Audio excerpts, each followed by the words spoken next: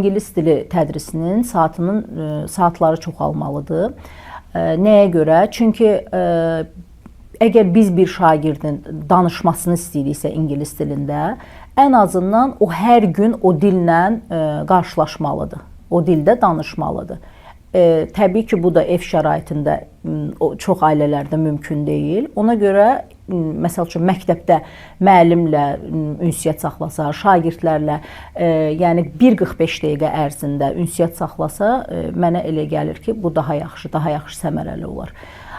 Daha sonra, məsələn, mən tövsiyə eləyərdim ki, başqa məktəblərdə də ingilis dilində mütaliələr olsun.